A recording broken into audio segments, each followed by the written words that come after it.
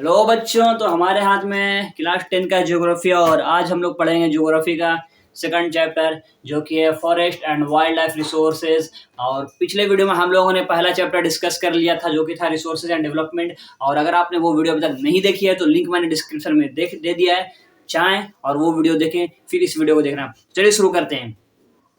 तो जैसा कि मैंने पीछे लिख रखा है, share this planet with millions of other species starting from microorganisms and bacteria, lichens to banyan trees, elephants and blue whales. What does it mean? हम इस प्लैनेट पे रहते हैं, ठीक है, बट इस प्लैनेट पे सिर्फ हम ह्यूमंस नहीं रहते हैं, ये आपको भी पता है और सभी सारे लोगों को पता होगा। इस प्लैनेट पे मिलियंस ऑफ स्पेसीज हैं। आप अगर अपने रूम में ही ध्यान दोगे तभी आपके रूम में मच्छर होंगे, मक्खियाँ होंगी, कीड़े मकोड़े होंगे। आप बाहर जाते हो तो बाहर दिखती हैं आपको कुत्ते, गाय, बैल, भैंस, पेड़ों के ऊपर परिंदे दिखते होंगे। तो ये सारे स्पेसीज इस प्लैनेट में ही है ना। तो वही कहना चाह रहा है कि we share this planet with million of other species starting from micro organisms, छोटे छोटे माइक्रो ऑर्गेनिजम्स होते हैं, to bacteria, to lichens, to banyan trees, elephants and blue whales. Now we are living in this habitat and has immense biodiversity. यहाँ पर दो term आया, habitat and biodiversity। तो हम जानते हैं कि habitat क्या होता है और biodiversity क्या होता है। पहले जानते हैं habitat के बारे में। तो a habitat is a home environment for plants and animals। इसका मतलब क्या है? हैबिटेट जो होता है ना वो होम होता है किसी भी प्लांट या एनिमल या ऑल द लिविंग थिंग्स होते हैं, उसके जो होम को हम लोग हैबिटेट करते हैं। फॉर एग्जांपल वी ह्यूमंस, हमारा हैबिटेट क्या है? हमारा घर। किसी भी चीज़ को हैबिटेट होने के लिए कुछ कंडीशंस हैं, लाइक कोई भी जगह जो आपकी ज़रूरतों को पूरी करती हो, आपकी नेसेसिटीज़ को, जहाँ आपको फूड मिलता हो, आपको पहनने के लिए कपड़े मिल जाते हो, आपको रहने के लिए स्पेस मिलता हो, आपको पीने के लिए पानी मिलता हो, आपको जीने के लिए सांस जैसे हवा मिल जाती हो। तो ये सारी चीज़ें अगर मिल रही हैं आपको तो वो आपका हैबिटेट बना देता है। For example, habitat of frog is fresh water while the habitat of camel is desert. क्या कभी कैमल को देखा है पानी में रहते हुए? क्योंकि वो उसका हैबिटेट नहीं है। क्या कभी फ्रॉग को देखा है कि भटक रहे हैं यहाँ पे गलियों में? नहीं, वो पानी के अंदर आते हैं क्योंकि उसका हैबिटेट जो है ना पानी है। अगर वो पानी से बाहर रहेगा तो वो मर जाएगा, क्योंकि उसकी फ्रॉग की जरूरत की जो चीज़ें हैं ना वो उसके पानी में है। जैसे है ना, मछली जल की रानी है, जीवन उसका पानी है, बाहर निकालो मर जाएगी। तो मछली का जो हैबिटेट है ना वो पानी है। आपका जो हैबिटेट है आपका लोकल टाउन है, होम टाउन। आप अगर दूसरे टाउन में जाते हो तो हम भटकते हो, मरने लगते हो कि कहाँ आ गए, क्योंकि आप होम टाउन में आपकी ज़रूरत की चीज़ें मिल जाती थी। फिर आप माइग्रेट करके दूसरे टाउन में धीरे धीरे वहाँ एडजस्ट कर लेते हो। तो वही होता है हैबिटेट, जहाँ आपकी ज़रूरत की सारी चीज़ें अवेलेबल, उसको हैबिटेट कहते हैं। और हैबिटेट भी डिफरेंट टाइप्स के होते हैं। For example terrestrial habitats, fresh water habitat, estuarine habitat and oceans.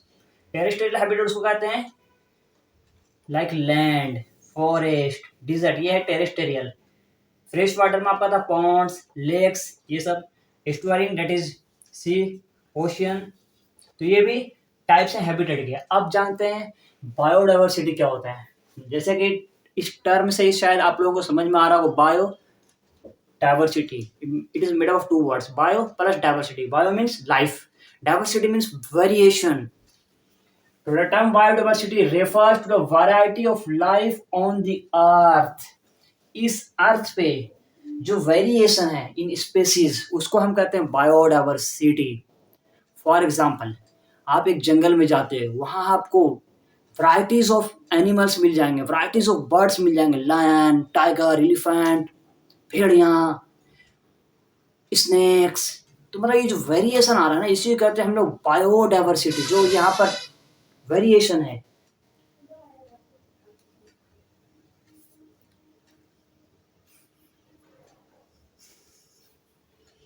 थोड़ा हो गया तो। और अब हम लोग देखते हैं बायोडाइवर्सिटी। तो जैसा कि आपको टर्म से पता चल रहा होगा, it is made up of two words, bio plus diversity. Bio means life and diversity means variation. तो biodiversity refers to the variety of life on the earth. आप इस पृथ्वी पर रहते हो, तो इस पृथ्वी पे सिर्फ ह्यूमंस नहीं है, आपको भी पता है वैराइटीज ऑफ स्पेसीज हैं। आप एक जंगल में जाते हो तो उस जंगल में डिफरेंट टाइप्स ऑफ एनिमल दिख जाएंगे आपको, लायन, टाइगर, एलिफेंट, जिराफ। तो ये जो वेरिएशन है ना डिफरेंट टाइप्स ऑफ स्पेसीज का इन दिस बायोस्फीयर, उसी को कहते हैं हम लोग biodiversity, variation. We humans, along with all living organisms, form a complex web of ecological system. Ecological system देखते हैं क्या होता है, पहले पढ़ लेते हैं हम लोग। Plants, animals and micro organism recreate the quality of air we breathe, water we drink, soil that produces our food. जो प्लांट, एनिमल, माइक्रो ऑर्गेनिज्म वो क्या करता है, जो क्वालिटी होता है, जो एयर हम लोग जिसे सांस लेते हैं उसको इम्प्रूव करता है, जो पानी हम लोग पीते हैं उसको इम्प्रूव करता है, सॉइल जिससे खाना हम लोग जो फसलें उगाते हैं हेल्प करता है हम लोगों को, उसको भी उस क्वालिटी को प्लांट, एनिमल, माइक्रो ऑर्गेनिज्म ही इम्प्रूव करते हैं। अब देखते हैं कि इकोलॉजिकल सिस्टम का क्या होता है और कैसे ह्यूमंस और सारे जो ऑर्गेनिज्म हैं इस इन्वायरमेंट में वो मिलकर एक इकोलॉजिकल सिस्टम बनाते हैं। इन्वायरमेंट जो है ना वो क्या है, इन्वायरमेंट कंसिस्ट करता है ह्यूमंस को, plants, animals and all living plus non living things. जितने लिविंग और नॉन लिविंग थिंग्स है ये सारे मिलकर एक इन्वायरमेंट बनाते हैं, और इस लिविंग और नॉन लिविंग थिंग्स जो इन्वायरमेंट में है ये आपस में इंटरैक्ट भी करते हैं। फॉर एग्जाम्पल ह्यूमंस अपने खाना बनाने के लिए क्या करता है, कहाँ से लेता है खाना, वो जाते हैं खेतों में खेती करते हैं, फसल उगाते हैं, फसल उगता है फिर उसे हम खाते हैं। सिमिलरली एनिमल्स को खाना कहाँ मिलता है, उसको भी इसी इन्वायरमेंट देता है। तो ये इन्वायरमेंट में जो ऑर्गेनिज्म है ना वो एक दूसरे से इंटरलिंक्ड है, एक दूसरे से इंटरैक्ट करते हैं। हमें दूध कहाँ से मिलती है, एनिमल से, तो मतलब ह्यूमंस और एनिमल्स भी इंटरैक्ट कर रहे हैं आपस में। तो ये जो इंटरैक्शन होता है ना between different types of components of environment, ये इकोसिस्टम बना देता है, इकोलॉजिकल सिस्टम क्रिएट करता है, इसी को कहते हैं ecological system. All these things which surrounds और affects an organism during its life time is called as environment. Environment में दो तरह के कंपोनेंट्स होते हैं, दो तरह के ऑर्गेनिज्म होते हैं, biotic components and abiotic components. Biotic components, all the living things in the environment are called biotic components, and all the non-living things in the environment are called as abiotic components. अब यहाँ देखते हैं क्या है, forests play a key role in the ecological system as these are also primary producers on which all other living beings dependent. Forest एक important role play करता है इस इकोलॉजिकल सिस्टम में, क्योंकि जो फॉरेस्ट है वो प्राइमरी प्रोड्यूसर है। प्रोड्यूसर क्या होता है, हम लोगों को पता है there are 3 types of organisms found in this environment, producers, consumers and decomposer. Producers are those species which can produce their food by themselves by the process of photosynthesis। तो फॉरेस्ट क्या है, प्राइमरी प्रोड्यूसर है जिसपे सारे living being dependent हैं, all the living things dependent on forest. क्योंकि हम सांस लेते हैं, क्योंकि प्लांट्स नहीं होता तो हम सांस भी नहीं ले पाते हैं। प्लांट्स और किस चीज़ में हेल्प करते हैं, हम ह्यूमंस सांस लेते हैं, कार्बन डाइऑक्साइड छोड़ते हैं, तो वो कार्बन डाइऑक्साइड जो कि काफ़ी खतरनाक है, अगर वो प्लांट्स उसको एब्जॉर्ब नहीं कर, प्लांट्स क्या करता है उसको एब्जॉर्ब कर लेता है टू मेक देयर फूड। तो प्लांट्स हेल्प कर रहा है ह्यूमंस को, एनिमल्स को, और जितने भी लिविंग थिंग्स हैं सारे को हेल्प करता है क्या, प्लांट्स, इसलिए इसको कहा गया प्राइमरी प्रोड्यूसर्स। इसके बाद अगला टॉपिक है हमारा flora and fauna in India. तो चलिए देखते हैं। So flora means all plant species on earth, जितने भी प्लांट्स हैं इस अर्थ पे, इस पृथ्वी पे, उसे हम फ्लोरा कहते हैं, ठीक है। For example mango tree, banyan tree, people tree, Neem tree, या छोटे छोटे जो घास फूस होते हैं वो सब फ्लोरा हैं। तो all the plant species which is available on this earth is called as flora. Second term है fauna. So all the animals species on earth are termed as flora. For example, tiger, dog, lion, cat, जितने भी उससे छोटे छोटे भी animals हैं सारे animals को बोलते हैं फौना इन साइंटिफिक टर्म्स। अब देखते हैं एक इम्पॉर्टेंट चीज, India is one of the richest country in terms of biological diversity. Different types of flora and fauna found in India. Biodiversity के टर्म में इंडिया सबसे रिचेस्ट कंट्री है। आप अगर इंडिया के डिफरेंट रीजन्स में ट्रैवल करोगे, डिफरेंट टाइप्स ऑफ एनिमल्स आपको देखने को मिलेंगे, different types of plant species आप पाओगे। आप साउथ में चले जाओगे तो वहाँ प्लांट स्पेसीज अलग अलग होंगी, वहाँ एनिमल्स अलग अलग पाए जाएंगे। आप नॉर्थ में आते हो तो कुछ और देखने को मिलेगा, आप ईस्ट साइड में जाते हो तो आपको अलग अलग स्पेसीज दिखेंगे प्लांट्स के, एनिमल्स के। वहीं आप हिमालयाज में या नॉर्थ वेस्ट रीजन में जाते हो तो उधर अलग अलग स्पेसीज देखने को मिलते हैं। इंडिया सबसे रिचेस्ट कंट्री है in terms of biological diversity. This is possible twice और thrice the number yet to be discovered. अभी जो काउंटिंग में जितने प्लांट्स स्पेसीज और एनिमल्स स्पेसीज हैं इंडिया में, कहा जाता है कि हो सकता है कि इसका जो डबल या ट्रिपल होगा एक्चुअल नंबर, जो कि अभी तक डिस्कवर भी नहीं किया गया है। ये तो जो छोटे छोटे एनिमल्स और छोटे छोटे जो कीड़े मकोड़े तो उसके बारे में हो सकता है बहुत से पता भी नहीं लग पाया अभी तक। तो ये कहना चाह रहा है, we are dependent on flora and fauna for food, clothes, raw materials, medicines, also it balanced environment। जाहिर सी बात है, we humans डिपेंड हैं किस पे, फ्लोरा एंड फौना पे, फॉर ईच एंड एवरीथिंग। सांस लेने के लिए भी हम लोग प्लांट्स पे डिपेंडेंट है, ठीक है। खाना के लिए भी हम लोग किस पे डिपेंड है, एनिमल्स पे। दूध लेते हैं एनिमल से, मांस मछली जो भी खा रहे हैं वो एनिमल से खा रहे हैं। हमें कपड़े भी मिल रहे हैं प्लांट्स और एनिमल से। आप लेदर के शूज चाहिए, आपको लेदर की जैकेट चाहिए, आपको वो कहाँ से आ रहा है, एनिमल्स के स्किन से ही आ रहा है। तो मतलब हम लोग फूड से लेकर रॉ मटेरियल से लेकर मेडिसिन तक हम लोग डिपेंडेंट है फ्लोरा एंड फौना पे। मेडिसिन में कैसे, लाइक आप देख लेते हैं बहुत सारे नेचुरल प्लांट्स हैं, एलोवेरा, नीम, तुलसी, टर्मरिक, ये सब प्लांट्स क्या है, एक नेचुरल रेमेडीज प्रोवाइड करता है आपको।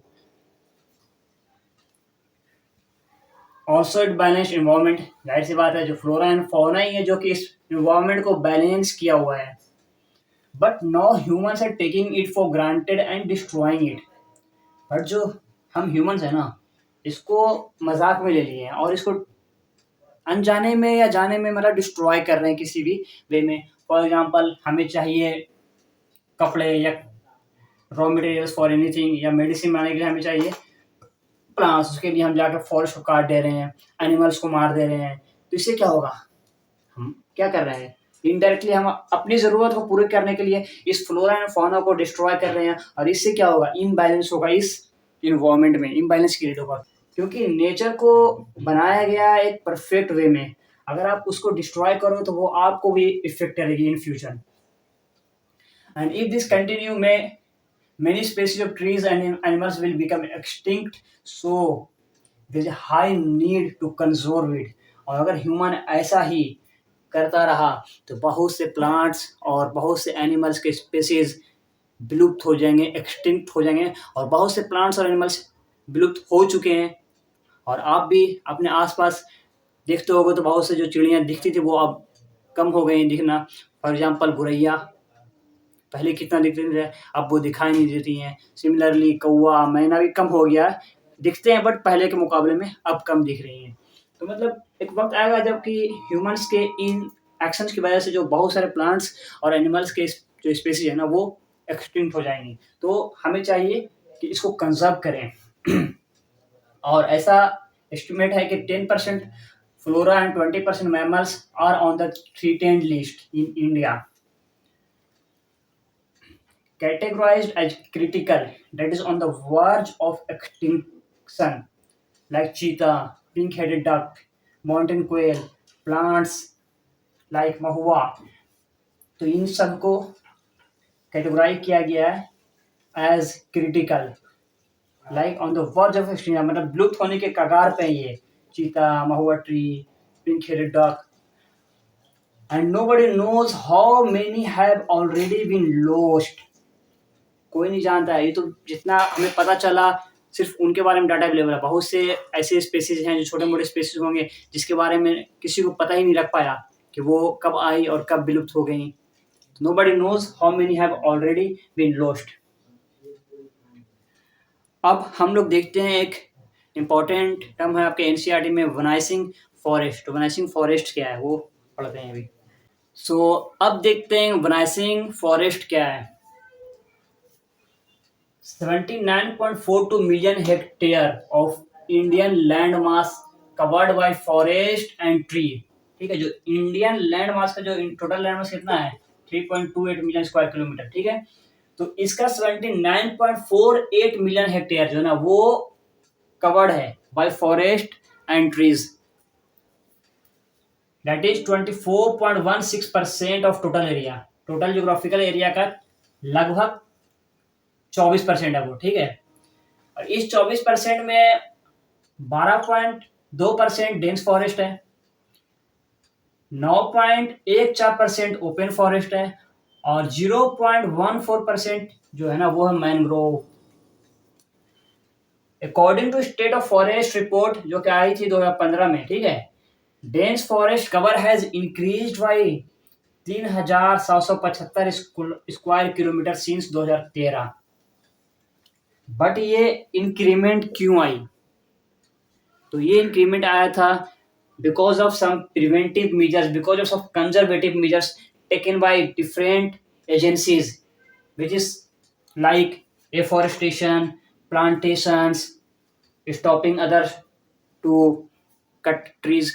जो पेड़ काटने जा रहे थे उनको रोका गया, उनको समझाया गया कि पेड़ों को ना काटे, पेड़ों को बचाया जाए। तो ये सारे जो कंजर्वेटिव मेजर्स लिए गए तो उसको रिजल्ट क्या है ना, उसका रिजल्ट ये हुआ कि जो डेंस फॉरेस्ट था वो 3675 स्क्वायर किलोमीटर इंक्रीज हुआ है 2013 से लेकर। ये रिपोर्ट आई थी 2015 में। सो फ्रेंड्स, अब हम लोग देखते हैं IUCN के बारे में, that is international union for conservation of plants and animals. तो IUCN एक ऑर्गेनाइजेशन है जो कि बनी थी ये देखने के लिए कि कौन प्लांट्स और कौन एनिमल स्पेसीज जो है वो नॉर्मल स्पेसीज हैं, इंडेंजर्ड स्पेसीज हैं, वल्नरेबल है, रियर है, एंडेमिक है। तो उसको कैटेगराइज करने के लिए ही IUCN बनी थी और ये फिर डाटा रिलीज करती है by researching about different plants and animals. तो सबसे पहला कैटेगरी है नॉर्मल स्पेसीज। तो normal species are those species whose population are normal for their survival. For example cattle, sal, rodents. Cattle like जितने भी हैं आपके हैं, कॉ, बुफेलो, हॉर्सेज, ये सारे आपके आ जाते हैं नॉर्मल स्पेसीज में। इसके बाद आपका आता है इंडेंजर्ड स्पेसीज। तो species which are in danger of extinction, survival is difficult if the negative factors that has lead to a decline in their population continue.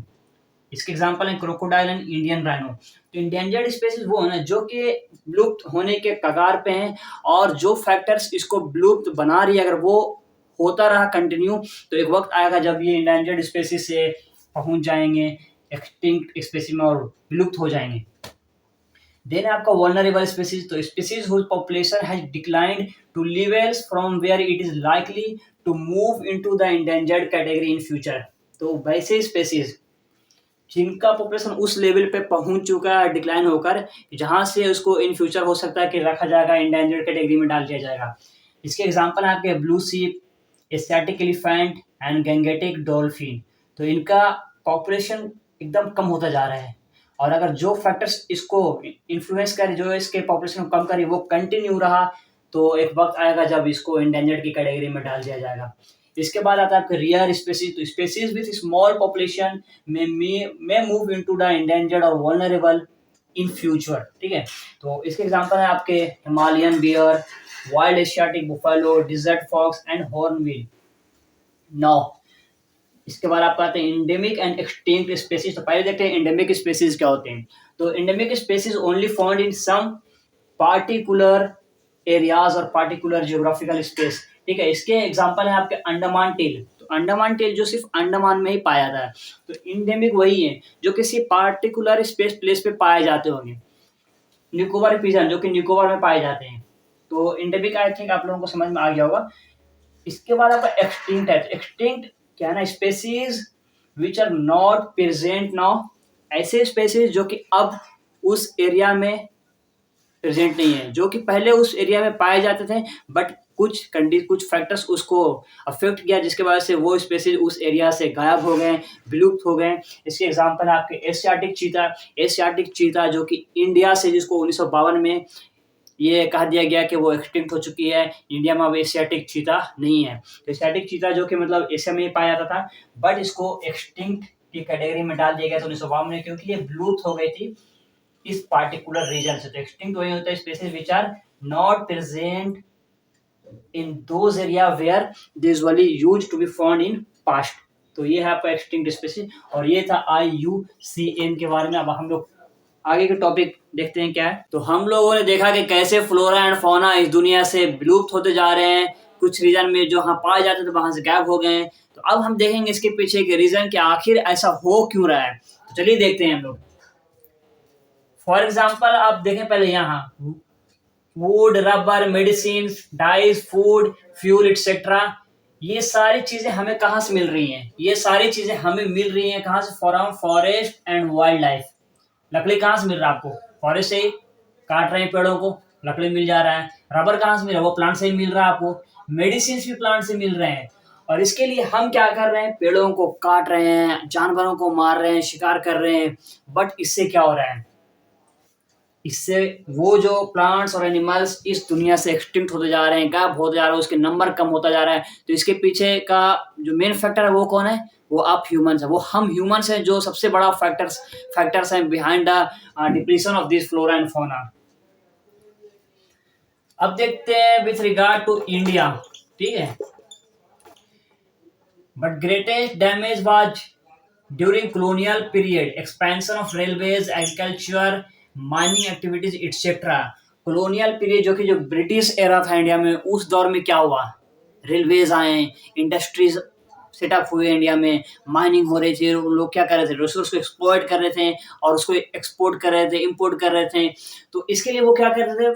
For example expansion of railway, railways के लिए क्या होगा? पटरी। उस time क्या आप पटरी देखो तो उसमें अब तो ये होता है पत्थर का इस्तेमाल होता है, बट उस टाइम लकड़ियों का इस्तेमाल होता है पटरी। तो इस लकड़ी को लाया कहाँ से जाता होगा? इसके लिए फॉरेस्ट को काटते होंगे। तो फॉरेस्ट को काट रहे थे, तो उससे क्या हो रहा है? जाहिर सी बात है प्लांट्स कम होंगे काटेंगे तो। इसके बाद एग्रीकल्चरल एक्टिविटीज भी उस दौर में राइज पे था। तो ये एक फैक्टर था behind the depletion of flora and fauna. Mining activities भी ब्रिटिश एरा में बहुत हुआ, मतलब ओवर एक्सप्लॉयटेशन ऑफ रिसोर्सेज हुआ during colonial period. Even after independence between 1951 to 1980, according to Forest Survey of India, over 26,200 square kilometer of forest area was converted into agricultural land. 1951 से 1980 के बीच में जो forest survey of India का कहना है कि कम से कम 26,200 स्क्वायर किलोमीटर जो लैंड था इंडिया का, वो कन्वर्ट कर दिया गया इसमें एग्रीकल्चर लैंड में। और ये एग्रीकल्चर लैंड में कन्वर्ट कैसे हुआ? जो फॉरेस्ट हैं, जहाँ पेड़ पौधे थे, उसको काट दिया गया और काट कर उसको एग्रीकल्चर लैंड में कन्वर्ट कर दिया गया। फॉर एग्जाम्पल आप नॉर्थ ईस्ट में जाते हो तो नॉर्थ ईस्ट में क्या होगा? बहुत सारे जो फॉरेस्ट और इसको खत्म कर दिया गया for shifting cultivation, that is झूम। इसके बाद एक और फैक्टर आपका इनरिचमेंट प्लांटेशन। इनरिचमेंट प्लांटेशन क्या होता है ना, कि किसी एक प्लांट के स्पीसीज को ज्यादा उगाना, बिकॉज वो जो प्लांट का स्पीसीज है वो आपको कमर्शियली हेल्प कर रहा है, कमर्शियल प्रॉफिट दे रहा है, उससे आपकी कमाई हो रही है। और उसकी वजह से क्या हुआ? जो दूसरे प्लांट थे उसको उगाना कम कर दिया गया और एक पार्टिकुलर प्लांट को वैल्यू देना जाने लगा। तो इससे भी इनबैलेंस हुआ और इससे भी जो अदर फॉरेस्ट अदर प्लांट थे वो डिप्लीट होते गए। जैसे कि आपका एग्जांपल है टीक प्लांट जो कि साउथ इंडिया में था, वो वहाँ के जो नेचुरल फॉरेस्ट को डिस्ट्रॉय कर दिया साउथ इंडिया में। चीर पाइन हिमालय, जिसने रिप्लेस कर दिया ओक को, ओक ट्री को, जो कि हिमालय में पाया था। Then another factor behind depletion of flora in India is development projects like construction of bridges, dams, factories, industries. 1951 in 1951 since 1951 5,000 square kilometer forest cleared for river valley projects. 1951 से ऐसा कहा जाता है 5,000 स्क्वायर किलोमीटर जो forest को clear कर दिया गया, खत्म कर दिया गया है। क्यों? Just for river valley projects like dam वगैरह, for the construction of dam. और ये जो है ना, ये आज भी होता ही जा रहा है। अभी जो नर्मदा सागर प्रोजेक्ट जो कि मध्य प्रदेश में बनने वाला है, उससे क्या हो रहा है कि 40,000 फॉरेस्ट, 40,000 हेक्टेयर लैंड जो है फॉरेस्ट को खत्म होने के कगार पे, because of Narmada Sagar project in Madhya Pradesh. Then जो द बक्सर टाइगर रिजर्व है वेस्ट बंगाल में, वो भी थ्रेटेन होने के कगार पे है, क्योंकि उस रीजन में डोलोमाइट पाया जाता है और डोलोमाइट की माइनिंग की वजह से जो द बक्सर टाइगर रिजर्व है वो थ्रेटेन होने की कैटेगरी पे पहुंच चुका है। देन आपका अनदर फैक्टर है grazing and fuel wood collection.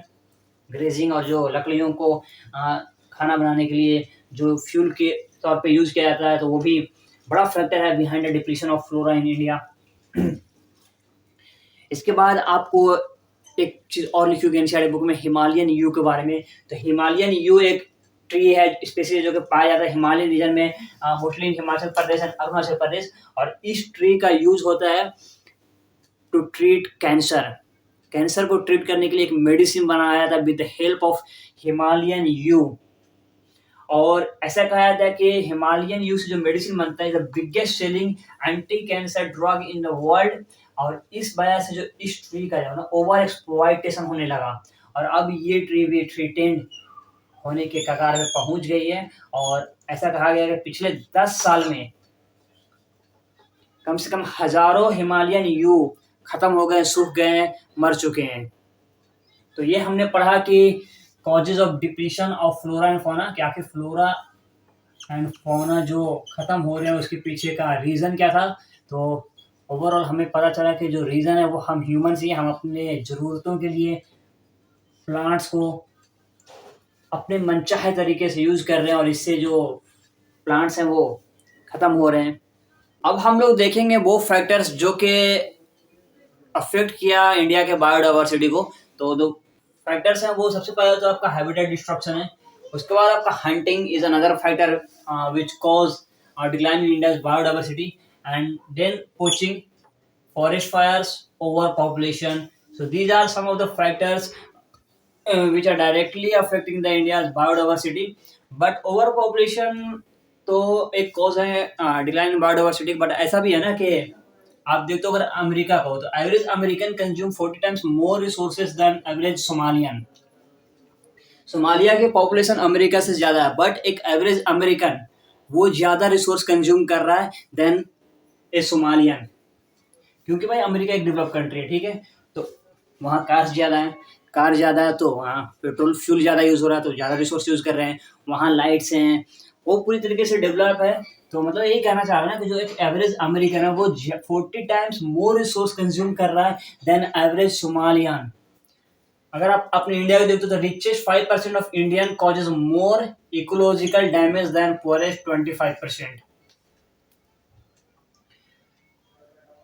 अब एक अनदर चीज देखते हैं कि loss of forest not only a biological issue, ये सिर्फ एक बायोलॉजिकल इशू नहीं but also loss of cultural diversity. क्योंकि अगर आप फॉरेस्ट काटो, बहुत से ट्राइब जो है कि जो कि फॉरेस्ट में उस एरिया में रहते हैं और फॉरेस्ट से ही उनको सारा कुछ मिलता है, वो एक उनके लिए एक स्पिरिचुअलिटी का भी एक वे होता है फॉरेस्ट। वहाँ से उनको फूड मिलता है, वहाँ से उनको फ्यूल मिलता है, वहाँ उनको घर मिलते हैं, शेल्टर वहीं लेते हैं। बट अगर आप फॉरेस्ट को काट रहे हो तो जो उनका जो एक कल्चर था उसको आप डिस्ट्रॉय कर रहे हो। तो loss of forest is not only a biological issue but it is also a loss of cultural diversity. और इसमें भी जो मोस्टली जो इफेक्ट होता है इसमें वुमेन्स को ज़्यादा इफेक्ट, क्योंकि जो फॉरेस्ट एरियाज में जो रहते हैं वो मोस्टली पुअर होते हैं और उनका जो मेन सोर्स होता है फ्यूल का वो होता है लकड़ियाँ। और लकड़ियाँ जो इकट्ठा करने वो सबसे ज़्यादा औरतें ही, जो उनकी औरतें होती हैं वही जाती हैं, ठीक है। बट अगर आप फॉरेस्ट को काटो, सपोज इनका घर यहाँ है, आप अगर इसके आसपास के फॉरेस्ट को काट दिए तो अब उनको जो जो ट्रैवल 1 किलोमीटर या 500 मीटर के लिए जाना पड़ता था फॉर कलेक्टिंग फ्यूल्स, अब उनको हो सकता है कि 10 किलोमीटर दूर जाना पड़ेगा फ्यूल लाने के लिए। और इनसे सबसे ज़्यादा इफेक्ट किसको होगा, जो औरतें जो लकड़ियाँ लाने जाती हैं उनके हेल्थ को इफेक्ट करेगी। तो इसमें भी जो फॉरेस्ट का कटिंग जो हो रहा है उसमें कल्चरल डाइवर्सिटी को लॉस हो रहा है, बट उसमें भी सबसे ज़्यादा जो वुमेन को इफेक्ट कर रहे हैं। इसके अलावा फिर अनदर फैक्टर जो आता है because of this ecological destruction, that is drought, floods. तो ये सब भी एक जो ड्रॉट या फ्लड भी ये सब भी हो रहा है because of the ecological destruction. और इससे भी सबसे ज़्यादा इफेक्टेड होते हैं वो कौन, वो पुअर, जो गरीब लोग हैं उनको ही इफेक्ट करता है। अमीर लोग थोड़ी उस एरियाज में रहते हैं जहाँ फ्लड आ रहा है, जहाँ सुखाड़ आ रहा है। उन एरियाज में कौन रहते हैं, जो गरीब होते हैं। अमीर लोग तो अपने बड़े बड़े शहर में रहते हैं। तो मतलब ये है कि अगर इन्वायरमेंटल डिस्ट्रक्शन होता है तो इन्वायरमेंटल डिस्ट्रक्शन की वजह से क्या होगी, पॉवर्टी भी होगी। एनवायरमेंटल डिस्ट्रक्शन अपने साथ साथ गरीबी लेकर आएगी। तो अब तक हम लोगों ने देखा कि कैसे हम ह्यूमंस ही रीजन बन रहे हैं behind depletion of flora in India और इन द वर्ल्ड। बट अब हम देखेंगे कि आखिर इसको कंजर्व करने के लिए, इसको बचाने के लिए हम लोगों ने क्या स्टेप्स लिया और गवर्नमेंट ने क्या स्टेप्स लिया।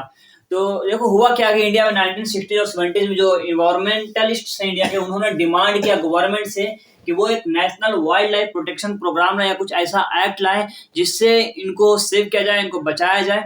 और इस डिमांड को नजर में रखते हुए ही 1972 में जो इंडियन गवर्नमेंट था, उन्होंने एक Indian wild life protection act implement किया। ठीक है, Indian wild life protection act which was implemented by the government of India in 1972। और इस प्रोटेक्शन एक्ट में जो गवर्नमेंट ने कुछ प्रोटेक्टेड स्पेसीज जो थे उनका लिस्ट को पब्लिश किया और बताया कि जो जो रिमेनिंग इंडेंजर्ड स्पेसीज हैं उसको बचाया जाए, उनको प्रोटेक्ट किया जाए।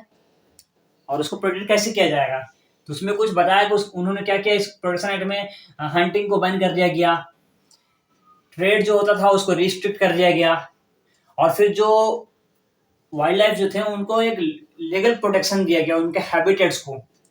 उसके अलावा जो सबसे बड़ा स्टेप लिया गया इसमें कि इस जो कंजर्व करने के लिए, वो था आपको भाई एक इस्टेब्लिश किया national parks and wild life sanctuaries. National parks और वाइल्ड लाइफ सेंचुरीज बनाए गए इंडिया के डिफरेंट पार्ट्स में। Also central government releases several projects, जैसे कि प्रोजेक्ट टाइगर आया था 1973 में, तो स्पेशली जिसका फोकस था टाइगर को सेव करने पर, टाइगर को प्रोटेक्ट करने पर। क्योंकि जो इंडिया और नेपाल जो है ना, इंडिया और नेपाल में 2/3 ऑफ द वर्ल्ड टाइगर पाए जाते थे उस वक्त। और इसको ही देखते क्योंकि इंडिया और नेपाल में सबसे सारा टाइगर पाए थे, और टाइगर के स्किन से टाइगर के स्किन का यूज होता था, और उसके जो टाइगर का बोन है उसका यूज होता था इन मेडिसिन। और इसको देखते हो जो टाइगर का इलीगल जो होता था, इलीगल उसको शिकार किया जाता था, इलीगल हंटिंग होती थी to get their bones and to get their skin. और सबसे ज्यादा क्योंकि इंडिया और नेपाल में टाइगर पाया था, तो इंडिया और नेपाल इसका हॉटस्पॉट बना हुआ था behind the hunting of tiger. तो टाइगर धीरे धीरे खत्म होता जा रहा था। तो इसको देखते हुए टाइगर को सेव करने के लिए प्रोजेक्ट टाइगर 1973 में लाया गया। और फिर उसके अलावा टाइगर रिजर्व्स बनाए गए बहुत सारे, और उसमें सब फेमस टाइगर रिजर्व जैसे कॉर्बेट नेशनल पार्क जो कि उत्तराखंड में है, सुंदरबन नेशनल पार्क जो कि वेस्ट बंगाल में है, बांधवगढ़ नेशनल पार्क जो कि मध्य प्रदेश में है, सरिस्का वाइल्ड लाइफ सेंचुरी जो कि राजस्थान में, मानस टाइगर रिजर्व असम में, और पेरियार टाइगर रिजर्व केरला में। तो ये सारे टाइगर रिजर्व्स बनाए गए टू सेव टाइगर। और सेव टाइगर नाम से बहुत सारे प्रोग्राम भी लॉन्च किए गए, और एड्स भी आते थे, बहुत सारे एड्स भी देखते होंगे आप लोग जिसमें आता है specially to focus on tiger. But ये क्या था कि इस वक्त तक सिर्फ एक किसी पार्टिकुलर एनिमल्स या पार्टिकुलर प्लांट से फोकस किया जा रहा था। तो धीरे धीरे क्या हुआ कि गवर्नमेंट ने सोचा कि सिर्फ एक एनिमल को बचाने से कुछ नहीं होगा, जो और भी जो एक्सटिंक्ट हो रहे हैं, और भी छोटे छोटे स्पीसीज जो एक्सटिंक्ट होते जा रहे हैं उन पर भी फोकस करना पड़ेगा। तो फिर गवर्नमेंट ने उनको भी, उन सारे स्पीसीज को भी लिस्ट, छोटे छोटे जो स्पीसीज तो उनको भी लिस्ट में ऐड करना शुरू किया गवर्नमेंट ने। बट इसके बाद वाइल्ड लाइफ प्रोटेक्शन एक्ट में कुछ चेंजेस भी आए। तो क्या हुआ कि जो 1980 और 86 में नोटिफिकेशन आया था वाइल्ड लाइफ प्रोटेक्शन एक्ट का, और इसमें जो है ना several hundreds of butterflies, moths, beetles and one dragonfly have been added to the protected list। सो 1980 और 86 में जो लिस्ट आया था, नोटिफिकेशन आया था वाइल्ड लाइफ प्रोटेक्शन एक्ट का, तो उसमें इन सारे स्पेसीज को ऐड किया गया था into the list of protected species. वही 1991 में सबसे बड़ा चेंज आया वाइल्ड लाइफ प्रोटेक्शन एक्ट में, क्योंकि 1991 में क्या हुआ ना कि for the first time plants was also added in the list of protected species with 6 plant species. तो 1991 में पहली बार, क्योंकि उससे पहले क्या था कि सिर्फ एनिमल को ही ऐड किया गया था, बट 1991 में प्लांट्स को भी इस लिस्ट में ऐड किया गया इन the list of protected species. अब देखते हैं types and distribution of forest and wild life resources. तो पहला टाइप है रिजर्व्ड फॉरेस्ट। तो रिजर्व्ड फॉरेस्ट जो more than 2/3 of the forest जो है ना इंडिया का, वो रिजर्व्ड फॉरेस्ट में आता है, और ये मोस्ट वैल्यूएबल जो होता है वो रिजर्व फॉरेस्ट ही है। इसके बाद आपका प्रोटेक्टेड फॉरेस्ट है, तो 1/3 जो है ना फॉरेस्ट का वो प्रोटेक्टेड फॉरेस्ट है, जो डिक्लेयर किया गया है bye forest department. And this जो प्रोटेक्टेड फॉरेस्ट है, it is protected from any further depletion. और रिजर्व्ड फॉरेस्ट और प्रोटेक्टेड फॉरेस्ट को मिलाकर जो कंबाइन कहते हैं इसको परमानेंट फॉरेस्ट कहा जाता है, परमानेंट फॉरेस्ट। और लास्ट कैटेगरी है आपका unclassed forest. So these are other forest and wastelands belonging to both governments and private individuals and communities. तो जो अनक्लास्ड फॉरेस्ट है वो गवर्नमेंट भी उसका ऑनर हो सकता है, उसका कोई लोकल प्राइवेट इंडिविजुअल और कम्युनिटीज भी उसका ऑनर है, ठीक है। तो ये है अनक्लास्ड फॉरेस्ट। अब देखते हैं कुछ डाटा। जो एमपी जो है ना, एमपी मध्य प्रदेश, उसका लार्जेस्ट एरिया जो है एमपी का वो परमानेंट फॉरेस्ट के अंदर है। About 75% of the forest area of Madhya Pradesh comes under permanent forest. वहीं जम्मू एंड कश्मीर, आंध्र प्रदेश, उत्तराखंड, केरला, तमिलनाडु, वेस्ट बंगाल, महाराष्ट्र का most of the forest areas जो है वो रिजर्व फॉरेस्ट में आता है। और बिहार, हरियाणा, पंजाब, हिमाचल प्रदेश, उड़ीसा, राजस्थान का जो most of the forest areas है वो प्रोटेक्टेड फॉरेस्ट में आता है। वहीं दोस्तों ऑल नॉर्थ ईस्टर्न स्टेट जैसे असम, अरुणाचल, मिजोरम, मेघालय, तो जितना भी नॉर्थ ईस्टर्न स्टेट्स और कुछ पार्ट्स जो है राजस्थान के, उनके फॉरेस्ट अनक्लास्ड फॉरेस्ट में आते हैं, जिसको कुछ लोकल कम्युनिटीज कंट्रोल कर रहे हैं। तो ये था आपका types and distribution of forest and wild life resources. तो अब लास्ट टॉपिक है हमारा कम्युनिटीज एंड कंजर्वेशन। तो forest are home to some local communities. जो फॉरेस्ट है वो फॉरेस्ट कुछ लोकल कम्युनिटीज स्पेशली जो ट्राइब्स होते हैं उनके लिए वो होम होता है। वो फॉरेस्ट उनके लिए सब कुछ होता है, वो उनको वर्शिप करते हैं, उनका वो घर होता है उनके लिए, मतलब वो एक इमोशन होता है फॉरेस्ट। अब देखते हैं ये जो सरिस्का टाइगर रिजर्व जो राजस्थान में था, तो वहां क्या होता है, विलेजर्स जो थे वहां के ना सरिस्का के, वो लड़े थे अगेंस्ट माइनिंग। वहां माइनिंग हो रहा था, बहुत जोरों शोर से होने वाला था। तो जो सरिस्का टाइगर रिजर्व के विलेजर्स थे वो उन्होंने इसको रोक दिया था। तो एक एग्जांपल है कि how community fought to conserve forest. Then inhabitants of 5 villages in Alwar districts of Rajasthan have declared 12,000 hectares of forest as Bhairodev Dakab Sanctuary, declaring their own set of rules to protect these landmarks, to protect this forest. तो 5 village जो कि Alwar district में 5 village के लोग इकट्ठा हुए थे और उन्होंने क्या किया था, उन लोगों ने मिलकर 12,000 हेक्टेयर जो फॉरेस्ट था उसको एक डिक्लेयर कर दिया था भैरवदेव डाकब के नाम से। और उन्होंने अपना खुद एक रूल बनाया और उन्होंने बैन कर दिया था उस फॉरेस्ट में सारा कुछ, लाइक हंटिंग, पोचिंग या उस फॉरेस्ट से जो भी कटिंग वगैरह हो रहा था वो सारा कुछ उन्होंने बैन कर दिया था। उसको कंट्रोल कर रहे थे वो 5 विलेज जो अलवर के थे, 5 विलेज जो थे उनके कम्युनिटी, वही लोग उसको प्रोटेक्ट किए थे। देन बात करते हैं सैक्रेड ग्रोव्स, मतलब गॉड एंड गॉडेस, जिसके प्लांट्स एंड जो होते हैं ना फॉरेस्ट, वो भी एक मतलब सैक्रेड होता है for tribals. For example the Mundas and Santhals of Chota Nagpur plateau, वो वर्शिप करते हैं किसको, महुआ एंड कदम ट्री को। Similarly tribals of Orissa and Bihar used to worship tamarind, mango tree, people tree, banyan tree, especially people tree and banyan tree during wedding rituals. इसके बाद Bishnoi village था राजस्थान में। तो उन लोगों ने क्या है कि जो hertz of black box, chinkara and nilgai and peacocks, ये उनके लिए एक वर्शिप का स्पीसीज है। तो उनके वो लोग क्या करते हैं, अगर इसके कोई शिकार करने की कोशिश करता है इन एनिमल्स को, इन स्पीसीज को, तो उनको वो रोकते हैं और उनके खिलाफ लीगल एक्शंस लेते हैं विश्नोई कम्युनिटी। विश्नोई कम्युनिटी की वजह से ही ये आज बचा हुआ है उस एरिया में।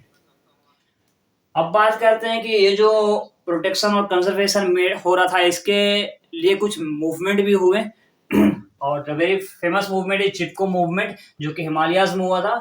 और चिपको मूवमेंट हुआ था डिफॉरेस्टेशन को रोकने के लिए, और काफी हद तक डिफॉरेस्टेशन को रोका भी है चिपको मूवमेंट ने। और इसमें चिपको मूवमेंट ने एक और संदेश दिया कि जो स्पेसीज इंडिजिनस हो गए हैं उनको अगर दोबारा से कम्युनिटी वाइज पे, मतलब बहुत सारे लोग मिलकर अगर दोबारा से उस इंडिजिनियस स्पेसीज उस इंडिजिनस प्लांट को लगाएंगे तो वो फिर दोबारा से उग सकता है। और उसका बेस्ट एग्जाम्पल था ये चिपको मूवमेंट, क्योंकि इस चिपको मूवमेंट में क्या हुआ कि बहुत सारे प्लांट्स लगाए गए थे जो कि इंडिजीनियस स्पेसीज हो गए थे।